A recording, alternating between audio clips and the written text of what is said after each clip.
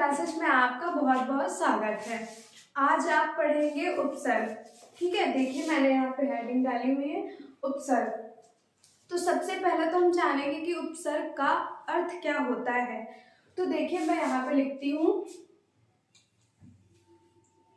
उपसर्ग जो है वो दो शब्दों से मिलकर बना हुआ है। एक तो उप और दूसरा है सर्ग। उप का मतलब होता है समीप और सर्ग का मतलब होता है सृष्टि करना।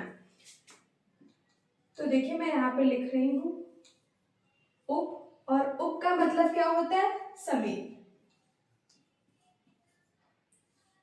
प्लस सर्ग, और सर्ग का अर्थ होता है क्या, सृष्टि करना।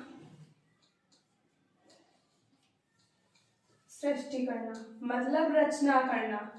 ठीक है, तो इसका पूरा अर्थ देखिए मैं यहाँ पे लिख दे रही हूँ। किसी शब्द के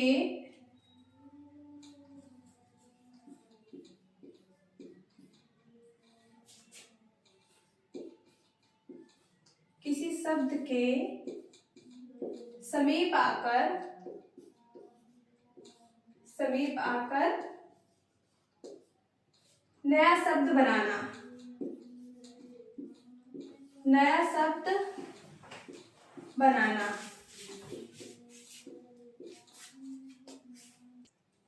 तो इसका जो पूरा अर्थ था वो था क्या कि यहाँ पे तो हमने शॉर्टकट में लिखा कि उप का मतलब होता है समीप और सर्ग का मतलब होता है सृष्टि करना, और उपसर्ग इन्हीं दोनों शब्दों से मिलकर बना हुआ है, एक तो उप और एक सर्ग। ठीक है, तो इसका मतलब हो गया कि किसी शब्द के समीप आकर नया शब्द बनाना। अब देखिए इसकी परिभाषा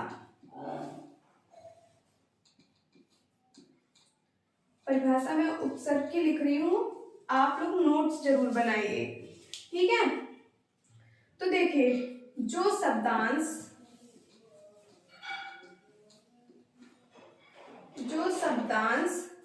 किसी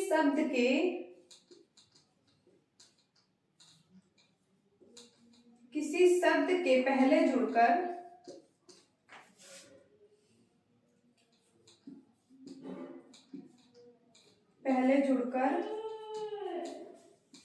उनके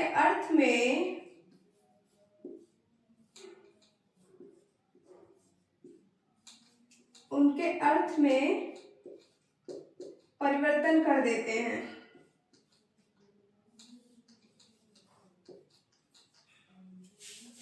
उनके अर्थ में क्या कर देते हैं, परिवर्तन कर देते हैं, वे उपसर्ग कहलाते हैं।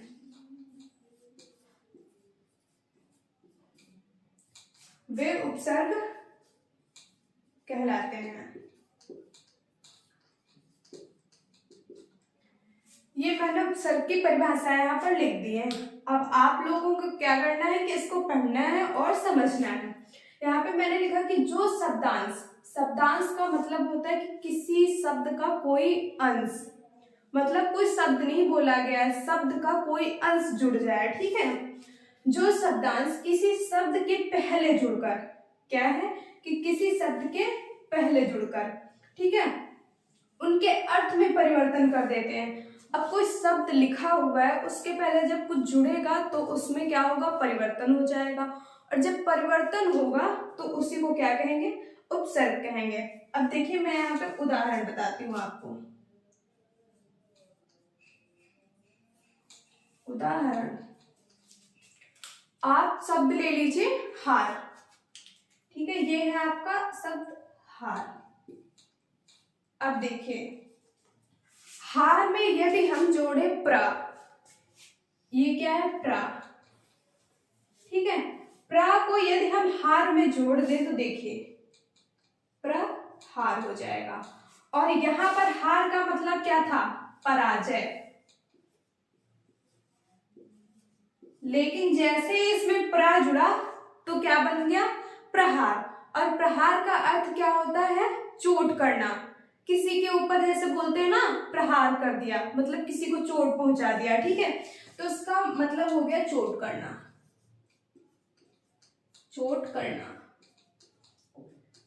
तो देखिए कि प्रा जुड़ते ही जो शब्द का अर्थ था वो बदल गया।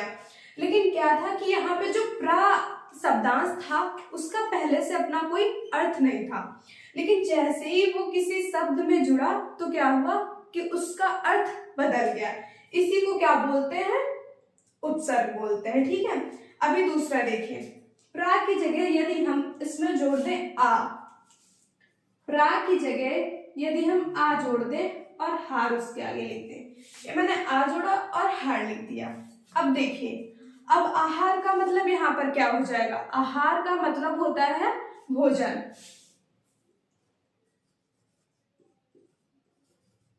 देखते रहिए कि शब्दांश जुड़ने से ही अर्थ बदलते जा रहे हैं। इसमें हार का मतलब था पराजय और हार में हमने प्रा जोड़ दिया तो क्या हो गया, चोट करना उसका अर्थ हो गया। उसके बाद हमने हार में आ जोड़ दिया तो वो बन गया आहार, और आहार का मतलब क्या होता है, भोजन। आहार का अर्थ होता है भोजन। अब देखो, हार में यदि हम वी जोड़ दें तो क्या हो जाएगा, विहार। देखिए, वी जोड़ दें तो क्या हो जाएगा, विहार। और विहार का मतलब क्या होता है, घूमना। ठीक है, देखिए मैंने लिखा हुआ है यहाँ पे, तो परिभाषा जिस प्रकार से थी उस प्रकार से मैंने आपको यहाँ पे उदाहरण बताए कि एक ही शब्द में हमने कितने शब्दांश, 3 शब्दांश जोड़े और तीनों जगह क्या हुआ कि अर्थ जो था वो बदल गया। यहाँ पर क्या था, प्रहार हुआ तो चोट करना, आ जोड़ दिया आहार हुआ तो भोजन, वी जोड़ दिया तो विहार हुआ। विहार का मतलब होता है घूमना। ये थी आपके उपसर्ग के बारे में कुछ जानकारी। ठीक है, अब देखिए, जो संस्कृत में आपके उपसर्ग होते हैं वो होते हैं कितने, 22 होते हैं। ठीक है, मैं यहाँ पे लिखती हूँ, कहाँ पे लिखती हूँ, इधर लिखती हूँ, यहाँ पे लिख देती हूँ।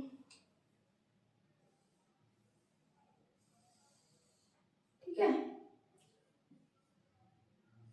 संस्कृत, और संस्कृत में उपसर्गों की संख्या कितनी होती है, 22 होती है। उसके बाद बात करते हैं हिंदी की।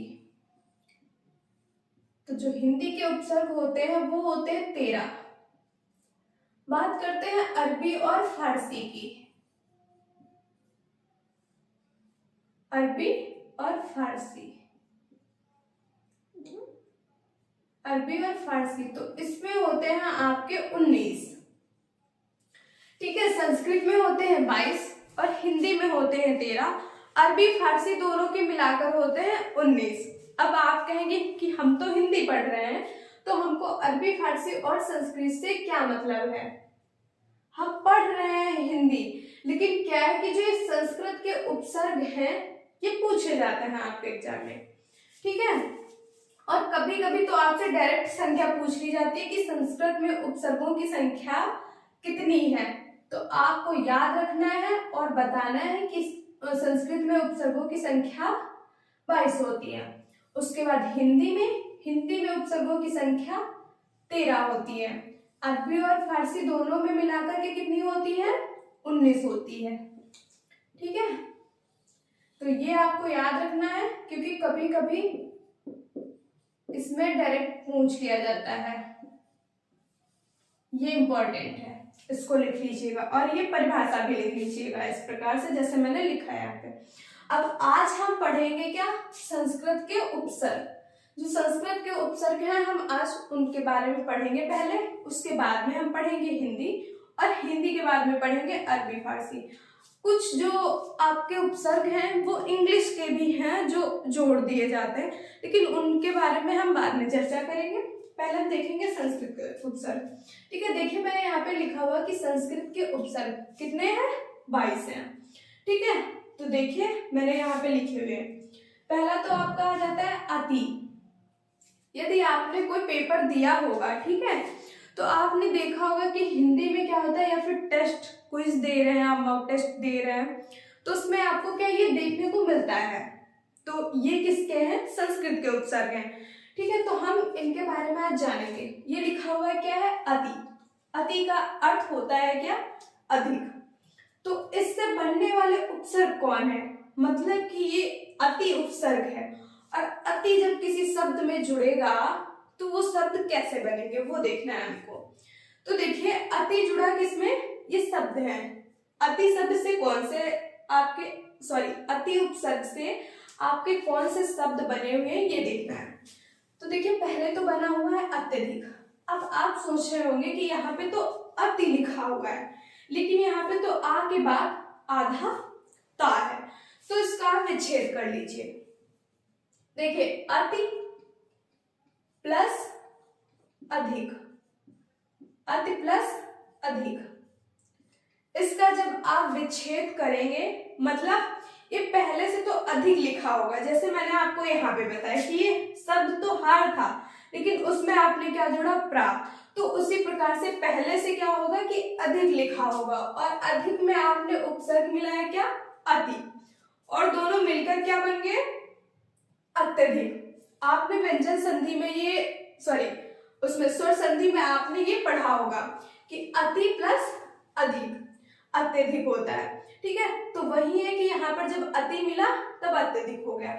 आपको बस थोड़ा सा इस प्रकार के जो उदाहरण है उनमें थोड़ा सा ध्यान देना है कि ये नहीं सोचना है कि यहाँ पे तो आधा ता है और यहाँ पे तो अति लिखा हुआ है।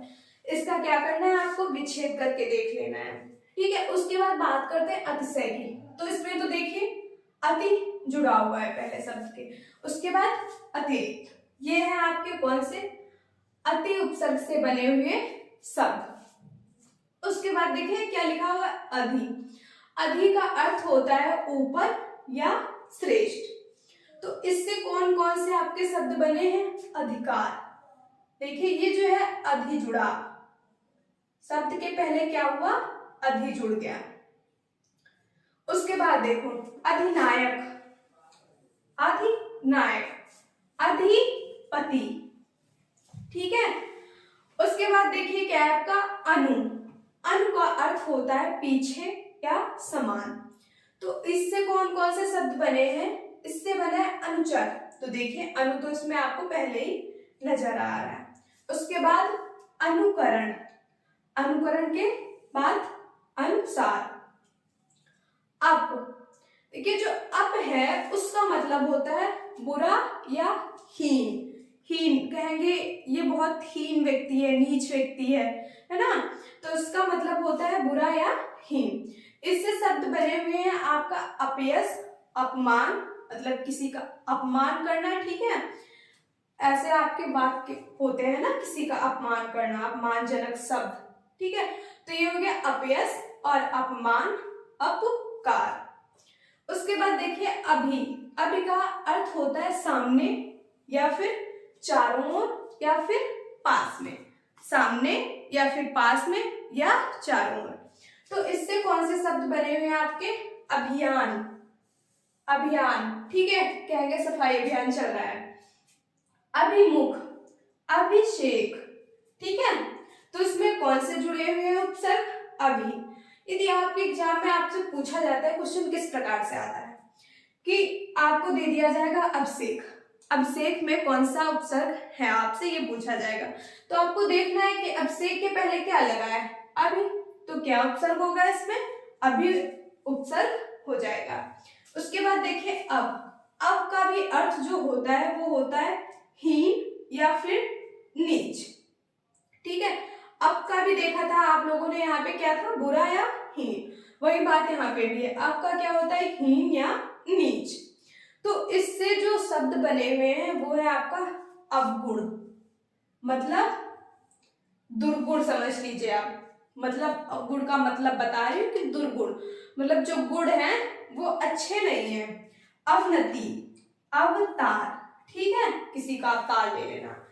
तो जो अव से शब्द बने हुए हैं, अव उपसर्ग से, वो क्या है, अवगुण, अवनति, अवतार। अवनति जो है वो आपको आपके एग्जाम में देखने को मिलता होगा क्योंकि ये ज्यादातर आ जाता है, ठीक है। उसके बाद बात करते हैं आ की।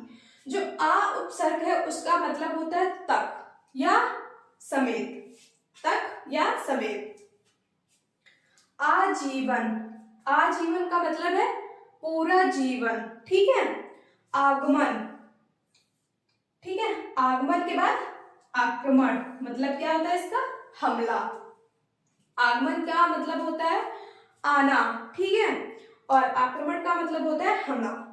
उसके बाद देखते हैं उत। जो उत शब्द है उसका मतलब होता है ऊंचा या श्रेष्ठ, ठीक है।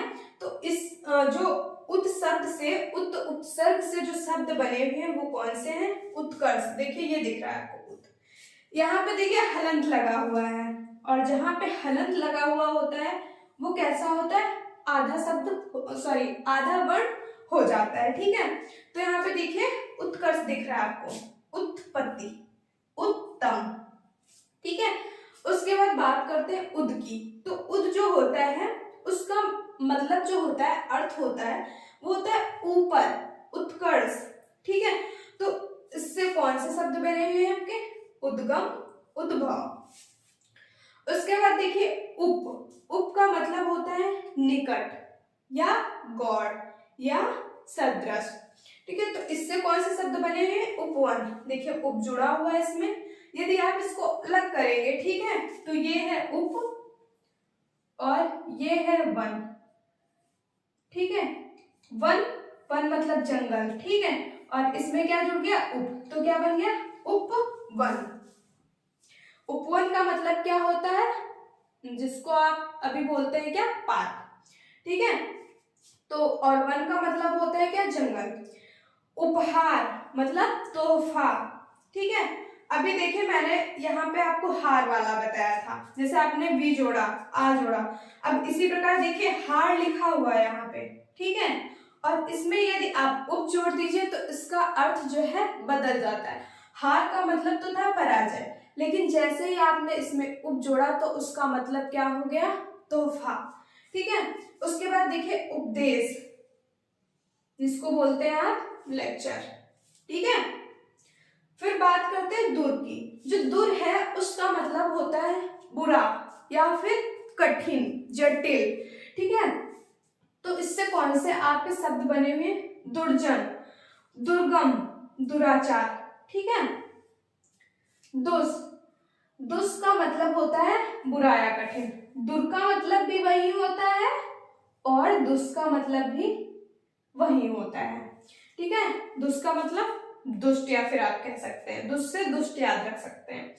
तो क्या होता है? दुश्चरित, दुस्साहस, दुष्कर, ठीक है। बात करते हैं निर की। तो जो निर है इसका मतलब होता है बिना, बाहर या निषेध। निषेध मतलब किसी चीज को बंद कर देना, जैसे कि इस चीज पर निषेध लगाया जाता है, ठीक है। ऐसे आपको वाक्य सुनने को, देखने को और पढ़ने को मिलते होंगे, ठीक है। तो इसका मतलब होता है बिना, बाहर और निषेध। तो इससे शब्द कौन कौन से बने हुए? निराकार, निर्जन, निरपराध। अब आप फिर से एक चीज देख रहे होंगे यहाँ पे कि जो रा में है वो हलंत लगा हुआ है, और यहाँ पर क्या है? ये तो निरा लिखा हुआ है। कुछ लोग सोच रहे होंगे कि ऐसा कि ये निरा लिखा हुआ है, इसको यदि अलग करेंगे तो ये क्या हो जाएगा? यहाँ पे लिखती हूँ मैं कि ये तो हो जाएगा आपका निरा और प्लस कार, ऐसा कुछ लोग सोच रहे होंगे, लेकिन नहीं, ये गलत है। यदि आप इसका सही विच्छेद करेंगे तो क्या होगा? निर प्लस आकार, निर प्लस आकार। और देखिए निर उपसर्ग है यहाँ पे, ठीक है। तो ये उपसर्ग बाहर निकल के आ जा रहा। अब ये निराकार कैसे बना? तो देखिए ये था आधा, लेकिन यहाँ पर क्या था? एक स्वर था। स्वर कैसा था? दीर्घ था, आ है यहाँ पे, ठीक है। और जैसे ये रा इसमें मिला तो ये क्या बन गया? रा बन गया। तो यही बन गया आपका निराकार। निराकार के बाद देखिए निर्जन, निर्जन के बाद निरपराध। उसके बाद देखिए इधर निस। निस का मतलब होता है रहित, पूरा या फिर विपरीत। जैसे विलोम शब्द आप पढ़ते हैं, ठीक है, मतलब कहते हैं विलोम मतलब उसका उल्टा, विपरीतार्थक, वही बात है यहाँ पे विपरीत। तो निस से क्या बनेगा? निस्सार। देखिए आधी सा दिख रही है। निश्चल, निश्चित, ठीक है। नी, उसके बाद में आ जाता है आपका नी उपसर्ग। नी उपसर्ग का जो नी का अर्थ होगा वो होगा निषेध, नीचे, अधिकता, ठीक है। तो इससे कौन से शब्द बनेंगे? निवारण, ठीक है, नियोग, नी प्लस योग, ठीक है। और इसी प्रकार निषेध, इसमें भी क्या है, इन नी प्रत्यय आया है। इतना नोट कर लीजिए। उसके बाद अभी संस्कृत के कुछ और बचे हुए वो भी लिखते हैं, ठीक है, नोट करिए। अब आगे भी कुछ इसके बचे हुए हैं, जो उपसर्ग हैं वो कुछ बचे हुए हैं, तो मैं इसको रफ कर देती हूँ, फिर उसके आगे बताती हूँ, ठीक है। लेकिन ये जो परिभाषा है नोट जरूर कर लीजिएगा आप लोग, मोस्ट इम्पॉर्टेंट है। कभी कभी क्या होता है कि ना, ये जो मैंने लिखा है ना उप प्लस सर्ग, ऐसे भी क्वेश्चन आ जाता है कि उप का अर्थ क्या होता है, या फिर सर्ग का अर्थ क्या होता है, या फिर उपसर्ग किन दो शब्दों से मिलकर बना हुआ है, ठीक है। तो ये आपको लिख लेना है और याद भी करना है।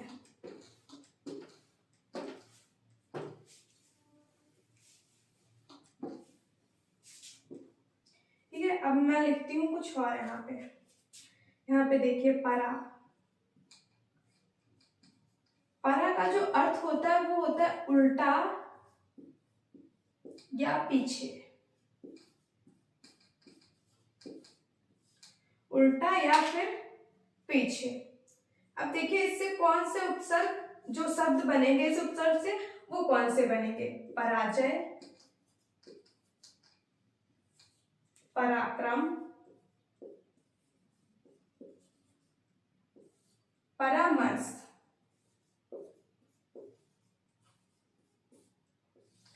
ठीक है। यहाँ पे मैंने क्या लिखा, परा। परा का अर्थ होता है उल्टा या पीछे, और जो परा उपसर्ग था उससे कौन से शब्द बने, पराजय, पराक्रम, परामर्श। देखिए ये उपसर्ग इसमें जुड़ा हुआ है। उपसर्ग क्या होता है कि उपसर्ग का मतलब ही होता है कि किसी शब्द के पहले जुड़ना, ठीक है। जुड़ेगा भी, मैंने आपको अर्थ बताया था, लेकिन एक चीज और आप लोग नोट कर लीजिए कि जो उपसर्ग होता है वो शब्द के पहले जुड़ता है। मैंने परिभाषा में आपको लिखवाया था कि ऐसे शब्दांश जो किसी शब्द के पहले जुड़कर उसका अर्थ जो है वो बदल दे या अर्थ में परिवर्तन कर दे, ठीक है। इसके बाद देखिए एक और मैं लिखती हूँ, परि। परि का अर्थ होता है आसपास, आसपास, चारों तरफ, चारों तरफ। अब इस उपसर्ग से कौन से शब्द बनेंगे, ये देखिए, परिजन, परिपूर्ण, परिपूर्ण। देखिए इसमें परि जो उपसर्ग है वो जुड़ा हुआ है दोनों में।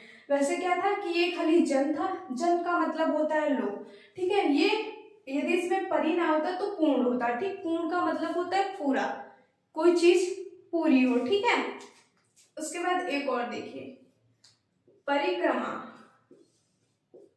परिक्रमा का अर्थ होता है कि किसी स्थान के चारों ओर चक्कर लगाना, ठीक है। जैसे आप पढ़ते हैं ज्योग्राफी में कि जो ग्रह होते हैं वो चक्कर लगाते रहते हैं, ऐसे पढ़ते हैं ना, तो वही है कि किसी चीज के या किसी स्थान के चारों ओर चक्कर लगाना। या फिर आप मंदिर में भी देखते हैं ना कि भगवान के मंदिर के चारों ओर परिक्रमा करते हुए, ठीक है। उसके बाद देखिए प्रा। प्रा उपसर्ग की बात करेंगे। प्रा का जो अर्थ होगा वो होगा अधिक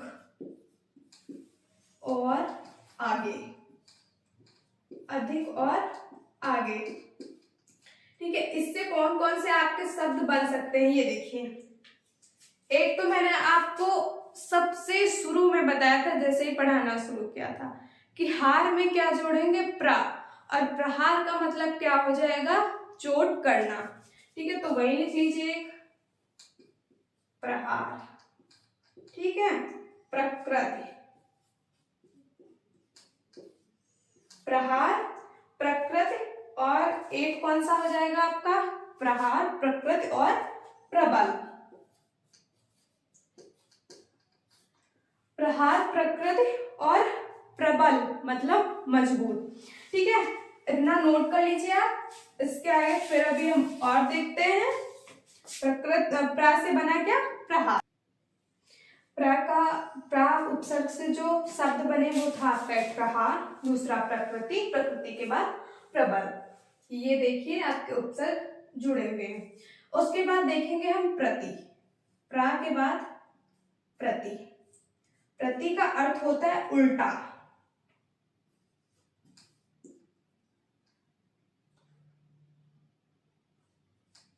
उल्टा, सामने, प्रत्येक। उल्टा, सामने और प्रत्येक। ठीक है, अब इससे देखिए कि कौन कौन से शब्द बनेंगे। तो पहले तो देखिए प्रत्येक। प्रत्येक, प्रतिक्षण, प्रतिक्षण, प्रतिकूल, प्रतिकूल। अब देखिए यहाँ पे क्या था प्रति। अब आपको यहाँ पे साफ साफ नजर आ रहा है कि ये प्रति लिखा हुआ है, यहाँ पर भी प्रति लिखा हुआ है, लेकिन क्या ये जो प्रत्येक लिखा हुआ है यहाँ पे आपको क्या दिख रहा है कि प्रा के बाद आदिता है, पूरा का पूरा प्रति नहीं लिखा हुआ। तो यहाँ पे क्या है, जो मैंने आपको बताया था कि विच्छेद करके देख लीजिए। प्रति प्लस एक, ठीक है, इसका जो विच्छेद होगा वो क्या होगा, प्रति प्लस एक। और देखिए प्रा उपसर्ग, जो प्रति उपसर्ग था आपका वो आ गया। ठीक है, और जब ये एक में मिला तो ये पूरा मिलकर क्या बना, प्रत्येक। ठीक है, अभी हम देखेंगे इसके आगे कौन सा, वी। ठीक है, वी उपसर्ग। इसके बाद देखिए वी उपसर्ग। वी का मतलब होता है भिन्न, विशेष, भिन्न या फिर विशेष। इससे कौन कौन से, वी उपसर्ग से कौन कौन से शब्द बनेंगे। एक तो आपका बनेगा क्या, विदेश,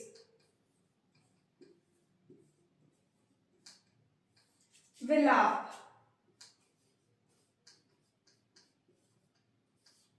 वियोग।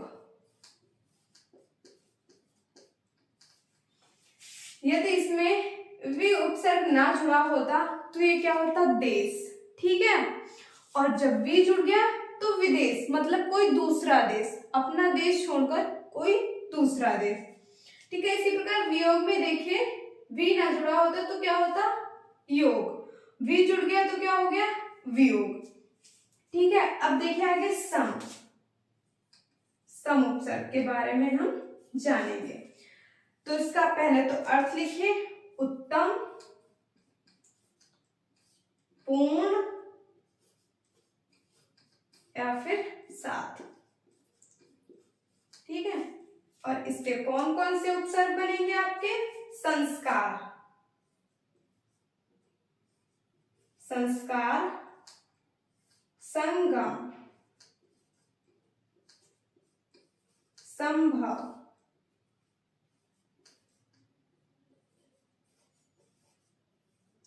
अब आप कहेंगे कि यहाँ पे क्या है कि ये माँ जो है ये नजर नहीं आ रहा।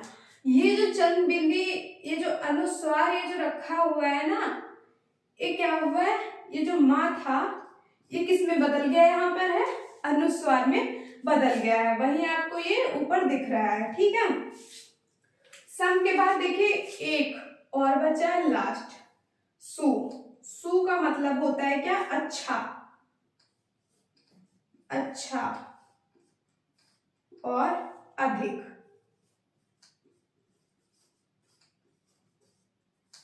अब इससे शब्द कौन से बनेंगे, तो देखिए सुपात्र, सुपात्र, सुशिक्षित, सुशिक्षित। उसके बाद सुगम, सुगम के बाद क्या, सुगम के बाद बनेगा सुजन, सुजन। सु का मतलब होता है अच्छा और जन का मतलब होता है लोग, तो क्या हो जाएगा, अच्छे लोग। ठीक है, तो देख लीजिए संस्कृत में 22 होते हैं, आप देख लीजिए 22 हो गए होंगे आपके, 1 2 3 4 5 6 7 8 9 10 11 12 13 और उसके बाद 14 15 16 17 18 19 20 21 और 22। ठीक है, संस्कृत में आपके 22 उपसर्ग होते हैं और 22 जो भी थे वो मैंने आपको बता दिए हैं। ठीक है, अब जो हिंदी के उपसर्ग हैं वो हम पढ़ेंगे अगले पार्ट में, और जो अरबी फारसी के हैं इनमें से आप टोटल 19 तो नहीं पढ़ेंगे, कुछ जो इम्पोर्टेंट हैं जो आपके परीक्षा में देखने को मिलते हैं वही आप लोग पढ़ेंगे, लेकिन हिंदी में क्या है जो भी है वो सब इम्पोर्टेंट है। इसी प्रकार संस्कृत के हैं जो वो भी आपको देखने को मिल जाते हैं, इनमें से कुछ तो ज्यादा ही इम्पोर्टेंट है, जैसे ये अत्यधिक वाला। ठीक है, ये आपको परीक्षा में देखने को मिल जाता है, अति पूछ लिया जाता, अधि ये इसमें के कुछ ज्यादा पूछे जाते हैं, एक ही दो है जो ज्यादा नहीं पूछे जाते हैं, जैसे ये सम वाला ज्यादा नहीं पूछा जाता है। ठीक है, लेकिन पूछने को क्या कुछ भी पूछा जा सकता है। ठीक है, लेकिन जो अरबी फारसी के हैं उनमें से आपके कुछ ही महत्वपूर्ण है। ठीक है, तो उसमें से हम आपको इम्पोर्टेंट बता देंगे, और हिंदी के हम 13 के 13 पढ़ेंगे, वो हम अगले पार्ट में पढ़ेंगे। तो धन्यवाद आज के लिए।